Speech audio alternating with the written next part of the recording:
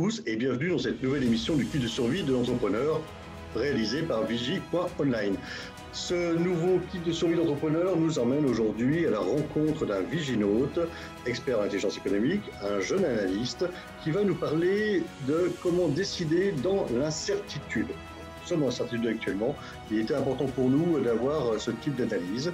Je vous laisse donc rencontrer Thibaut. Bonjour Thibaut.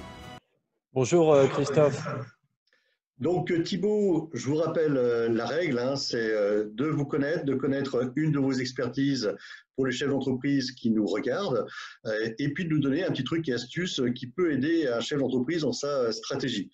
Donc Thibaut, la première question que j'ai envie de vous poser, c'est qui êtes-vous ?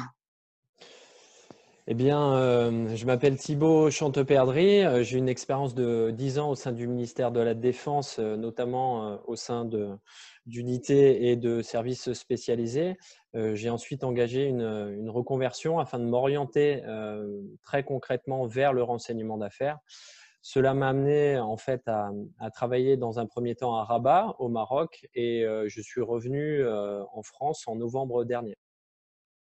Je suis un spécialiste en renseignement d'affaires.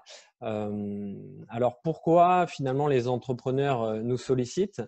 Avant tout parce qu'ils sont confrontés à l'incertitude. L'incertitude est en fait inhérente au périmètre d'implantation, mais également au secteur et au marché de nos clients. Ça peut être des périmètres internationaux, mais aussi des périmètres beaucoup plus nationaux ou régionaux.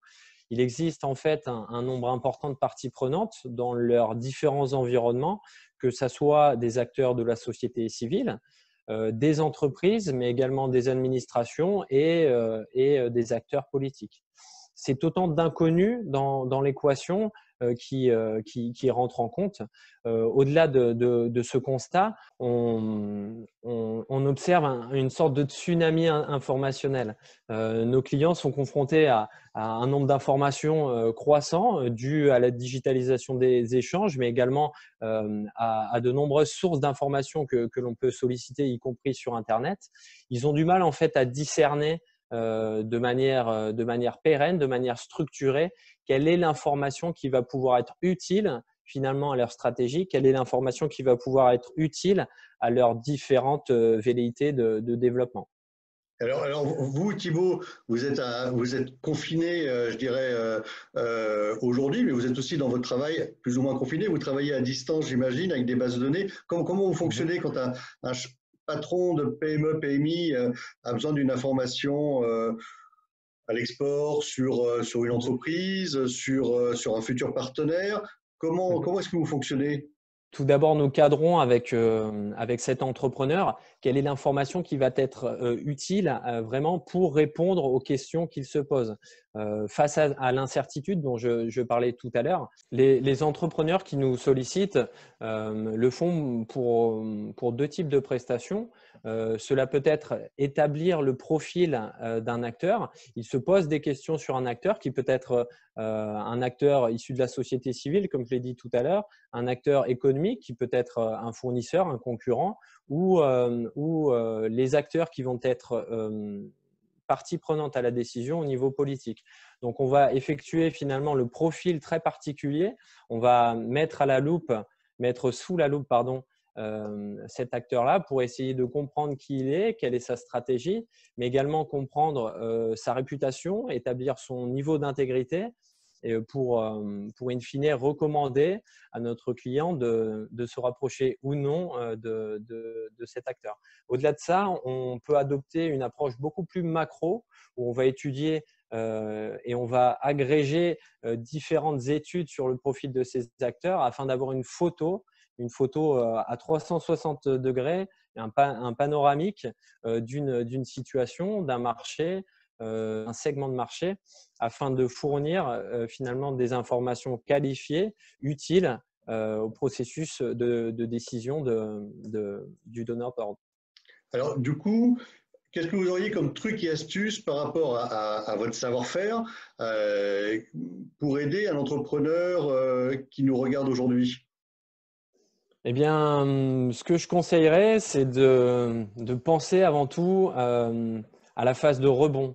On sait que cette crise qui nous touche et de manière mondialisée, pardon, impacte différents pans de l'économie. Je pense qu'aujourd'hui, la réflexion qui pourrait être salutaire, et c'est aussi dans ce sens que nous accompagnons les entrepreneurs qui nous sollicitent, il convient de penser à l'après, de penser aux conditions qui vont rendre cet après possible, c'est-à-dire rentrer dans une introspection, une réflexion au niveau de l'organisation, mais également une réflexion beaucoup plus individuelle sur la question du sens, la question de la raison d'être de l'entreprise. Cela se traduit finalement par identifier mieux les différentes parties prenantes internes et externes à l'organisation, les qualifier afin d'établir des conditions pour co-construire un nouveau modèle, pour co-construire une activité pérenne, inclusive et qui va dans le sens d'un développement beaucoup plus durable. D'accord. Donc, vos services correspondent bien sûr à ce que font les grands groupes, mais ça correspond aussi aux patrons de PME, PMI, voire TPE. Tout le monde peut se servir de vos services, c'est atteignable? Bien sûr, ça a du sens. Ça a du sens à partir du moment où chaque entrepreneur a un besoin en information qualifiée, et nous aidons toute typologie d'entreprise à, à collecter, à qualifier, mais à mettre en perspective une information qui, de manière individuelle, a du sens, mais qu'on peut augmenter, à laquelle on peut donner de la valeur ajoutée pour orienter véritablement la stratégie des entreprises. Et Thibaut, est-ce que vous pouvez nous donner des exemples concrets pour les entrepreneurs qui nous écoutent? Alors, je vais prendre un exemple qui concerne un périmètre international. En fait, une direction RSE d'un acteur majeur des énergies renouvelables nous a sollicité.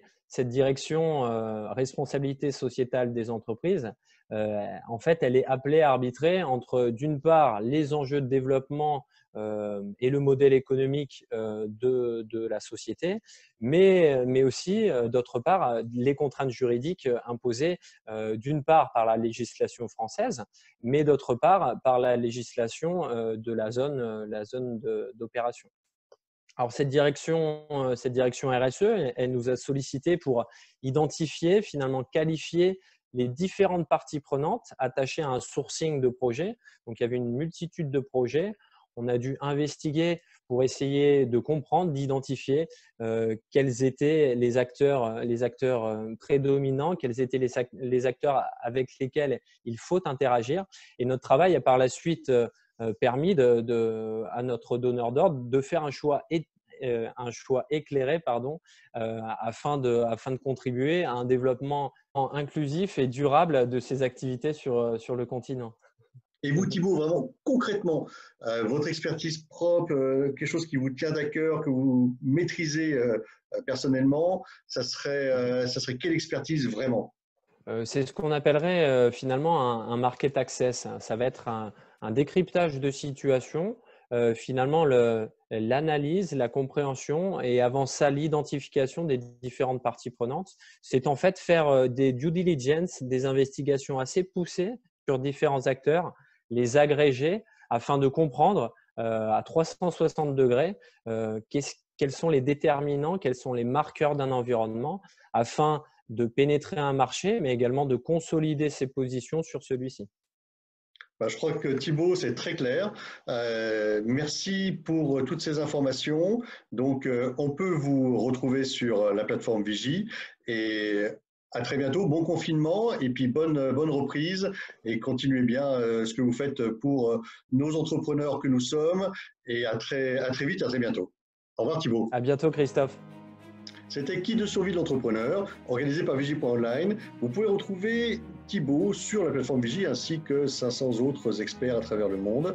Thibaut nous a parlé de décider dans l'incertitude. J'espère que cette vidéo vous aura éclairé ou vous aidera peut-être à prendre de nouvelles décisions. En tout cas, nous, on se retrouve bientôt pour une prochaine vidéo. Vous pouvez aussi regarder nos anciennes vidéos sur notre chaîne YouTube. N'hésitez pas à nous mettre un pouce, à nous dire si vous avez aimé ces vidéos et j'espère à très bientôt. Merci, au revoir.